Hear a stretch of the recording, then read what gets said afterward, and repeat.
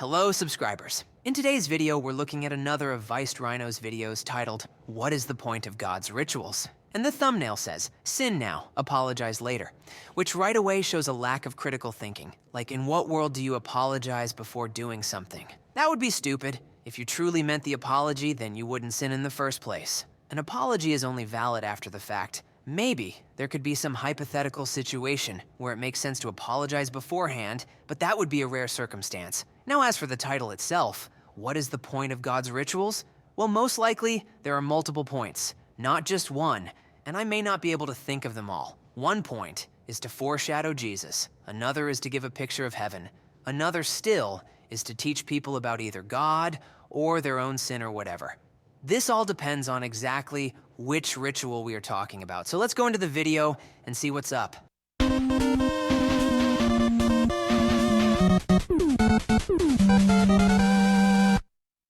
Rhino here.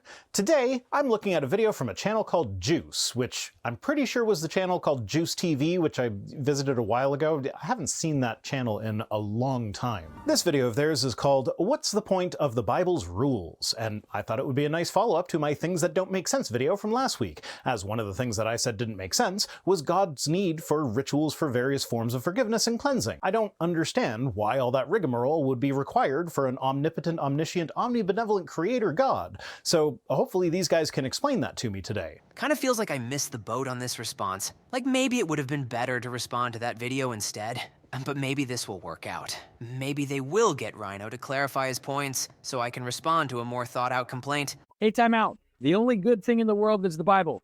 Patricia, that's a little goody two-shoesy, right? No, I agree with you. I think the Bible's good. But there's a lot of rules, wouldn't you say? Fun fact. It isn't the fact that the Bible contains rules that makes it not good, it's that the rules it contains are not good. Like the ones that tell you where to buy slaves, for instance. Ah, yes, all those terrible not good rules like don't kill and don't steal, can't have any of those, can we? But as for your buying slaves example, that wasn't a rule for us. That was a rule for ancient Israel. So today we're talking about the concept of the rules. If you're old enough to watch this video, you've probably heard about how Christianity is nothing but a bunch of rules, and Christians are a bunch of rule-enforcing hypocrites who are trying to make everyone live by their rules and ruin all of life's fun. There's a lot to unpack here. Firstly, I'm not actually sure that that is even something that you'll hear about Christianity from non-Christians. You absolutely will. Not in those exact words, of course, but the meaning is the same. I certainly thought that was the case when I was a Christian, but since becoming an atheist, I can't say that I've ever heard Christianity described that way by a non-Christian.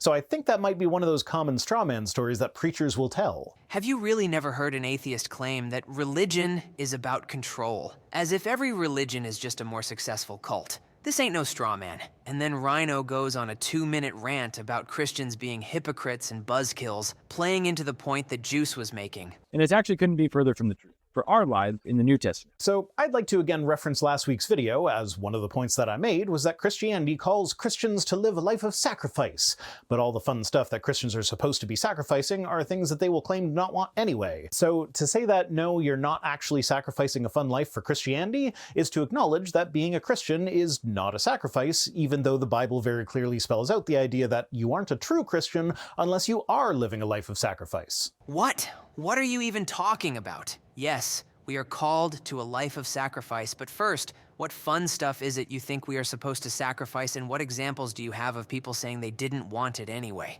Second, sacrifice wasn't even the topic of the video. Juice was talking about strict adherence to rules, and that those of us in the New Testament are not under those rules.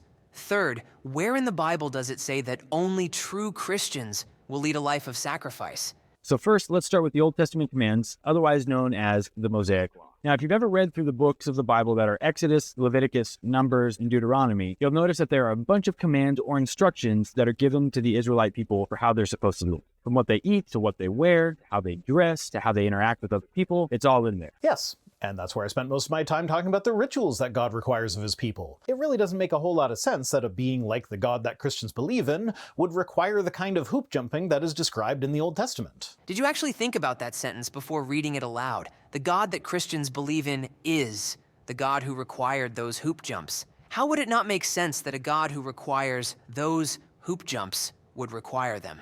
What wouldn't make sense is if a God who didn't require them would suddenly require them, but of course, good luck proving he didn't require them in the first place, since you could never know that. Unless he told you. And one of the other things that people will wonder about the most is how many laws or instructions are there, and if people were actually able to keep them all. And that's another issue. According to modern Christianity, one single sin in your entire lifetime is enough to condemn you to hell. So we wind up in a situation where God has a bunch of rules that not only should he not actually need, but he also designed them to be impossible for anyone to actually follow to that degree, and anyone who fails to follow the impossible to follow laws get thrown into hell. And what's worse is that Christians will often say this as though it's a good thing.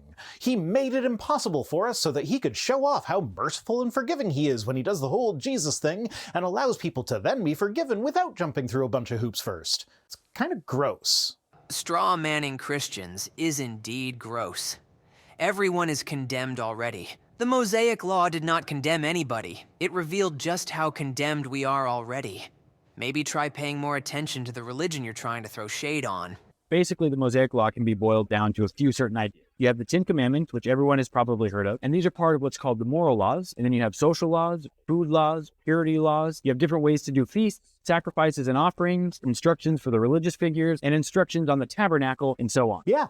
Whole lot of senseless rigmarole, with barely a handful of decent moral laws thrown in to give Ray Comfort something to harp on. Also, I like that he chose an image of the binding of Isaac as a visual representation of the sacrifice laws.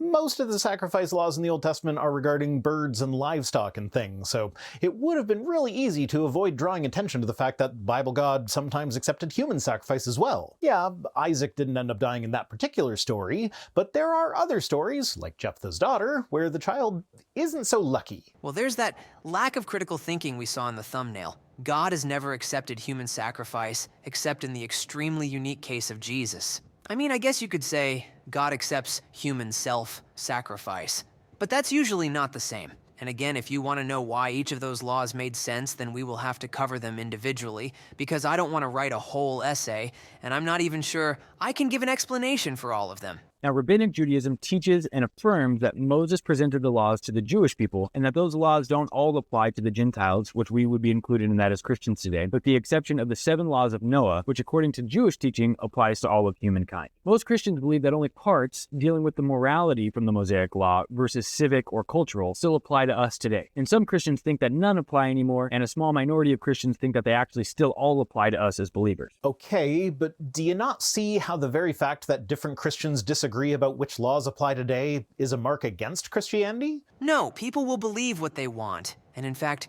people following different levels of rules are recorded in the Bible, so we would expect different denominations. Him that is weak in the faith receive ye, but not to doubtful disputations.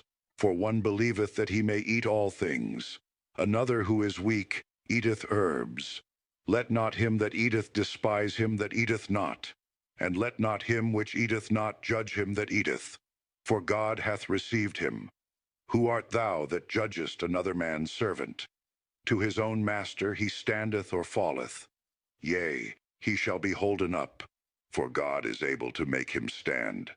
One man esteemeth one day above another, another esteemeth every day alike. Let every man be fully persuaded in his own mind.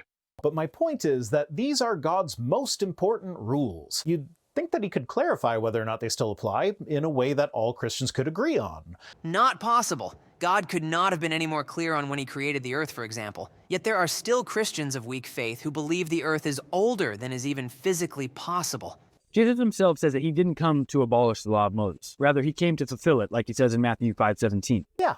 He said he did not come to abolish the law, but to fulfill it, following that up by saying, whoever relaxes one of the least of these commandments and teaches others to do the same will be called least in the kingdom of heaven, but whoever does them and teaches them will be called great in the kingdom of heaven. Interesting that you skipped the first word of that verse, therefore, which indicated that you should read the previous verse to find out what the therefore is there for.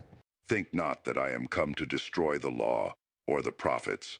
I am not come to destroy, but to fulfill.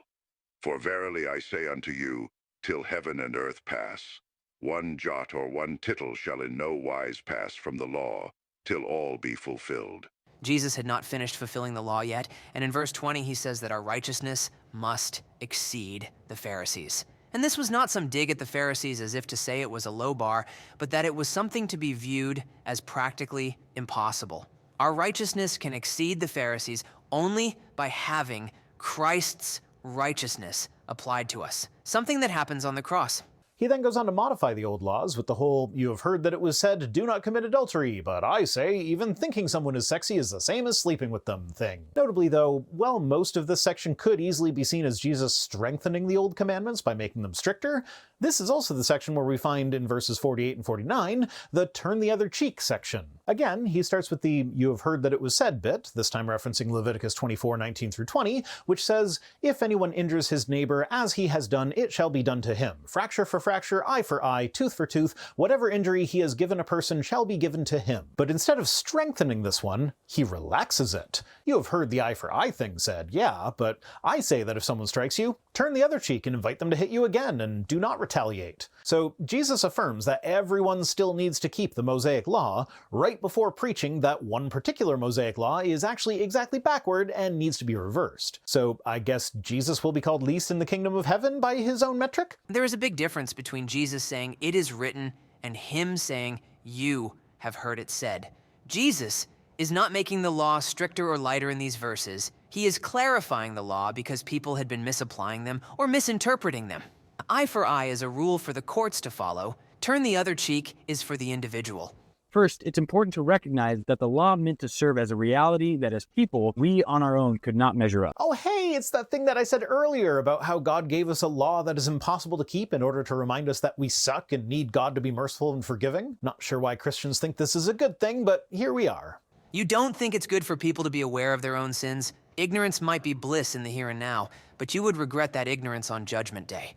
The Jews did the best they could, and they had teachers like the Pharisees who were there to guide them in that regard. However, they themselves still had a sacrificial system with a mediator between them and God. And the reason for this was because they still needed to have their sins atoned for. But why, though? I mean, even if I grant that the sins do need to be atoned for, why is it through a blood sacrifice? The wages for sin are death, so something has to die because perfect justice, blah, blah, blah. I get that. But who decided that the wages for sin are death? Was that not God's choice? So the question is, why are the wages of sin death? And the answer is so simple, I can do it in just 3 words. Those 3 little words that men find so hard to say. Program, this is where we address those 3 little words that men find so hard to say. I don't know. The fact that God says the wage is death is enough for me, and I can find out the reason later.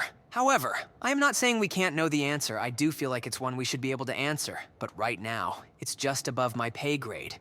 In our culture today, killing animals to appease a vengeful god is largely seen as a primitive superstitious practice. Obviously, we know now that killing animals won't bring rain to your crops or give calm seas for your voyage, but somehow Christians put that aside when talking about the animal sacrifices that appeased their vengeful god in the past, with stories in the Bible that are explicitly about how the failure of Israel to properly appease that god, leading to things like them being conquered or having bad harvests. I don't see a difference between the primitive superstitions leading to animal sacrifices and the ancient Israelite superstitions leading to animal sacrifices. So what is the functional difference there? Well, for starters, the Israelite sacrifices were not based on superstition. God literally told them how to sacrifice and why. Now, when Jesus comes to fulfill the law, he's stating that he is going to be the perfect fulfillment of the Mosaic Law. I mean, he never actually said that. That is the Christian interpretation of what happened, but what he seems to actually mean when he says he came to fulfill the law is with regards to the rest of what he said after that statement. The whole, this is the Old Testament thing, now I'm modifying it to mean this other thing. At least, that's what that statement would mean if you read it in context. He talks about fulfillment of the law right before talking about specific laws and then adding on to them. So it's not that he is the human embodiment of the fulfillment of the law. It is literally that the laws that he's talking about are completed now that he's added his corollaries to them. Again, Jesus did not modify the law. He only clarified the misunderstandings that were being propagated. And if you're going to claim that you're taking the passages in context, then try actually doing it. If we were to take your interpretation, then that would mean Jesus did abolish the law. For verily I say unto you, till heaven and earth pass, one jot or one tittle shall in no wise pass from the law, till all be fulfilled. If, according to you, Jesus fulfilled the law by giving the law, then when he gave the law, all was accomplished? Thus, the law could then pass away, meaning that Jesus abolished the law by giving it. So clearly Jesus did not mean that fulfilling the law meant giving some missing portion of it. He meant fulfilling its purpose, which by the way is not the same as abolish. He's going to be the one who keeps the intended spirit of the law and be that ultimate sacrifice. But that's not how laws work. I mean, maybe in a corrupt system it is. Bribe an official that's high enough up in the food chain and they'll let you get away with anything. But the sense of justice that most people have would suggest that the person who committed the crime is the one who needs to be punished for that crime. Now, this same sense of justice would usually suggest that the death penalty for most crimes is not warranted. Even pro-death sentence people usually wouldn't call for execution in the cases of things like petty theft or speeding. But if someone were to commit a heinous murder, would anyone call it justice if a sheep were executed instead of the murderer, and the execution of the sheep counted as all the atonement that was required, so now the murderer is free to go? Even if we step away from the death penalty, putting a sheep in prison for life without the possibility of parole and letting the murderer walk free since the sheep is atoning for their crime is pretty obviously a gross miscarriage of justice, is it not? Says who? And I mean that in your hypothetical where a sheep is substituted, who is it who decided that the sheep would make a good substitute? Obviously, if it were only the judge, then that would be unjust. But if it were the victim's idea, then how can you say justice was not done? If the victim and the sheep are both okay with the substitution, then who are you to disagree? And all sins are sins against God. Against thee, thee only, have I sinned, and done this evil in thy sight, that thou mightest be justified when thou speakest, and be clear when thou judgest. Apologists will claim that this punishment by proxy is how God can simultaneously be perfectly just and perfectly merciful. Since mercy is the suspension of justice, those two traits cannot coexist in one being, so they externalize the justice part and pretend that justice by proxy is close enough that it counts, despite it being so obviously unjust that no human government has ever set up a system that would so easily allow anyone to escape all the consequences of any crime just through having an animal punished in their stead. Well, that was some word salad there. Rhino seems to be one of those people who try to talk faster than you can listen. But luckily, I have a transcript. Mercy being the suspension of justice does not mean that they cannot both be in the same being. The cross proves this. God's justice is poured out on Jesus and his mercy is poured out on us. And there is no externalizing of justice here. God is just and God is merciful. Where are you getting this idea of some external justice? And of course, no human government has ever applied it. The odds of a human victim willingly sacrificing themselves for their assailant is so low that it's not even worth considering. Not quite as low as the odds of evolution happening, but low enough. And Christianity makes it worse. It is now no longer an animal sacrifice, but a human sacrifice. And despite this human sacrifice supposedly being to atone for all of humanity's sins, it only actually applies to people who know about it and accept it as such. Wrong again. First, it makes it better because a sheep cannot consent to being sacrificed, but Jesus could. Second, it did apply to everyone. People who lived before the time of Christ still benefited from the sacrifice. And if time is not an obstacle to salvation, then neither is distance. Meaning that because human beings weren't able to keep the law like we said, Jesus would come down in person and ultimately keep the spirit of the Mosaic law, die on the cross, be the ultimate sacrifice for humanity, and rise again. But how is it a sacrifice if he rises again? To sacrifice something is to give it up.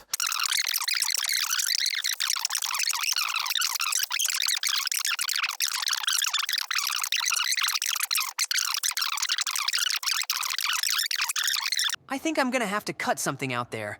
How long does it take to make such a simple point? Seriously, that was like 3 minutes just to say it's not a sacrifice if he doesn't stay dead.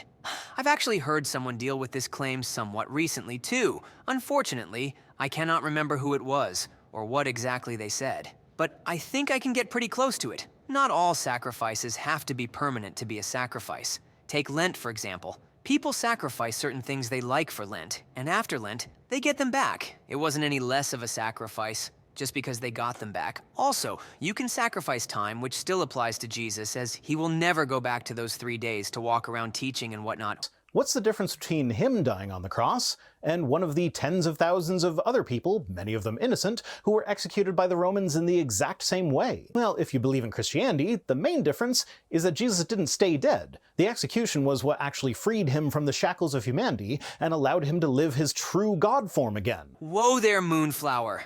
This isn't some New Age Buddhism or Hinduism or whatever. We're talking about Christianity. Jesus was always fully God, even after he became fully human. His humanity did not somehow trap his deity away. He restricted certain aspects of his deity, but it was by choice. And not a choice that he made once and then was stuck in, but a choice he constantly made. So what else does the New Testament say about the Old Testament law? Now, one of the most important places for us to look is in the writings of Paul. And this is because he was a teacher of the law before he became a follower of Jesus. And he apparently had a big disagreement with Peter about the role the law would play in Christianity. Peter, the guy who Jesus said was the rock on whom his church would be built, thought that the law should still be followed. Paul disagreed and thought that it would make a better outreach to the Gentiles if they didn't need to worry about all those impossible Jewish laws. In the end, Paul won and became the rock on which Jesus' church would be built. Oh, for crying out loud. It was at this point I decided to check the video Rhino was responding to in order to confirm that indeed the video was only a little over 7 minutes long. Meanwhile, Rhino was taking over 30 minutes on his. The church was built after the law was fulfilled, so Peter being the rock has nothing to do with his views on the law.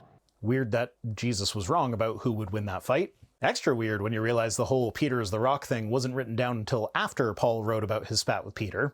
Interestingly, though, the Peter is the rock on whom my church will be built thing is only found in one of the 4 Gospels, Matthew. What's interesting about that is that you still try to convince people that Paul was the rock when you just admitted that Matthew knew of Paul and his importance before writing down that Peter would be the rock. You really didn't think this rant through, did you? The Bible makes it quite clear in the book of Matthew that we are still bound by the Mosaic Law. No, it doesn't, for all the reasons I already went over. And he has unique insight that can actually help answer some of the questions that we're dealing with in this video. One of the most helpful passages comes from Paul's letter to the Romans, where he says that the law was created to help reveal the sin nature that each individual has. And how does that work? Sin is when we humans break God's law. So if God had not made the law, we wouldn't be sinful, as there would be no law to break. So that means that God was in complete control of what would and would not count as sinful, so he could have written a law that was at least possible for us to keep. He did. It was one simple rule. Do not eat of this tree. We failed on day 1, or day 8 as you want to get pedantic. We are highly susceptible to sin, regardless of any laws in place, but having laws in place allows us to recognize just how bad we are. Paul continues on in this pattern of thinking in Romans 7. He talked about while the law in and of itself isn't actually a bad thing, because without it, we wouldn't know that we were sinful, and thus we wouldn't realize our need for Jesus. Let's read some of Romans 7, shall we? Romans 7, 7-9. What then shall we say? That the law is sin? By no means. Yet if it had not been for the law, I would not have known sin. For I would not have known what it is to covet if the law had not said, you shall not covet. But sin, seizing an opportunity through the commandment, produced in me all kinds of covetousness. For apart from the law, sin lies dead. I was once alive apart from the law, but when the commandment came, sin came alive, and I died. Well, it's pretty obvious where Rhino wants to take this, but I think I will just let Paul answer for me. And the commandment which was ordained to life, I found to be unto death.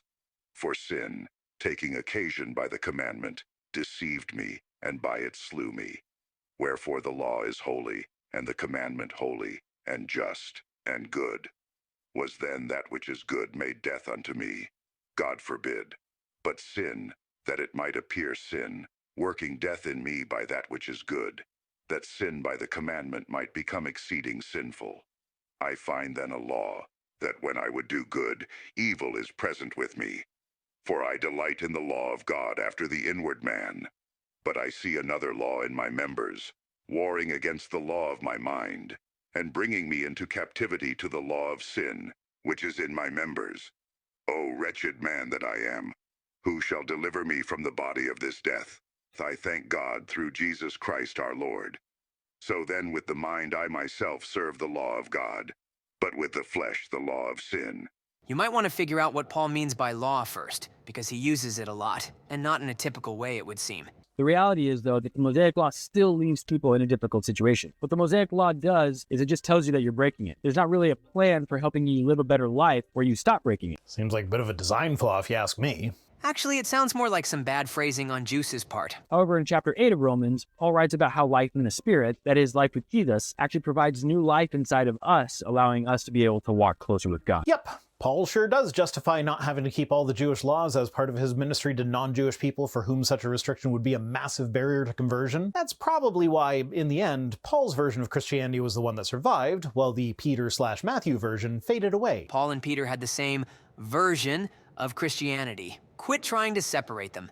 Now this I say, that every one of you saith, I am of Paul, and I of Apollos, and I of Cephas, and I of Christ. Is Christ divided? Was Paul crucified for you? Or were ye baptized in the name of Paul? I thank God that I baptized none of you, but Crispus and Gaius, lest any should say that I had baptized in mine own name. And this doesn't change the fact that the book we call the Bible doesn't agree with itself on this point, leaving us with the 3 contradictory Christian opinions on the matter that he mentioned at the beginning of the video. The Bible does agree with itself, but I don't want to repeat myself. You see, what we need to realize is that the law and the prophets are meant to point to the person of Jesus. They're a foreshadowing of what's going to come in the person of Christ. So, as for your male and female slaves whom you may have, you may buy male and female slaves from among the nations that are around you. You may also buy from among the strangers who sojourn with you and their clans that are with you, who have been born into your land, and they may be your property. You may bequeath them to your sons after you to inherit as a possession forever. Points to Jesus, and that is a foreshadowing of what is to come in the person of Christ? Possibly, but it doesn't have to. Just because the law points to Jesus doesn't mean every single law has to point to him. It would primarily be the ceremonial laws that point to him, not the civil laws. Not a good look, if you ask me. Jesus is the ultimate culmination of the Hebrew Scriptures, and his teachings that he will instill on earth will be transcendent above those of the Mosaic Law. Not according to Jesus, they wouldn't. They would add to them and make them stricter for the most part, but they don't transcend it. We still have the law. And again, he explicitly stated he would fulfill the law, try to keep up. We see that in the later part of Matthew 5 when Jesus is doing his Sermon on the Mount. He's saying, you have heard that it was said, ... but I say unto you, ... Oh, you're so close. Let him finish his point. What Jesus is doing in many of these cases is not only affirming the law, but revealing how high the bar of perfection actually is and what it means to be a true follower of God. What Jesus is doing here is clarifying and defining the law. Yes, and not saying that you don't need to worry about following the letter of the law anymore, but affirming that not one jot or tittle shall pass from the law until the end of time. Loyal, you can't even read the verse you put on screen. It clearly reads that it will not pass until it is accomplished, not until the end of time. And I'm sure someone will want to point out the until heaven and earth pass away part, but that doesn't negate the until all is accomplished part. And it seems to me that until heaven and earth pass away is an idiom that speaks of the surety of the statement. Now that means you do have to follow all of the laws, and Jesus' sacrifice doesn't work for you anymore. Galatians 5:2-4 says, Look, I, Paul, say to you that if you accept circumcision, Christ will be of no advantage to you. I testify again to every man who accepts circumcision that he is obligated to keep the whole of the law. You are severed from Christ, you who would be justified by the law. You have fallen away from grace. Did you even listen to yourself read that?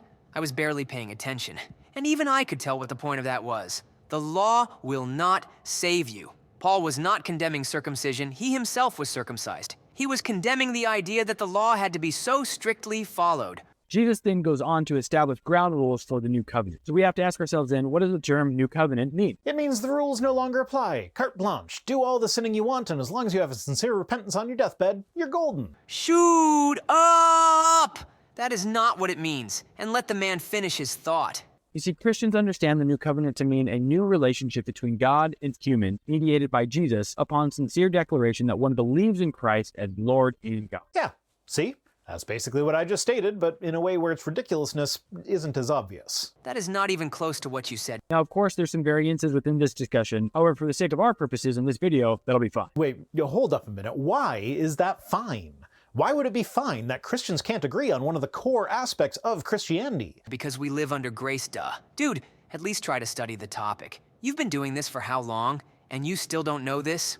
Well, in one story, Jesus is talking to a young man who asks him about this law of Moses. And Jesus responds that the greatest commandment is this: love the Lord your God with all your heart, soul, mind, and strength. And the second is like it: love your neighbor as yourself. Upon these two commands, the rest of the laws and the prophets hang. And while that is certainly an improvement on the laws in the Old Testament, it is also demonstrably untrue. I've already read a section of the law regarding the keeping of slaves. Owning another human being as property is not loving your neighbor as yourself. Owning and loving are mutually exclusive. Having ownership over someone is neither loving nor unloving. It is just a state. What is loving or not is how you treat that person. Though, in the context of the Old Testament, neighbor would have been referring to fellow Hebrews rather than anyone else.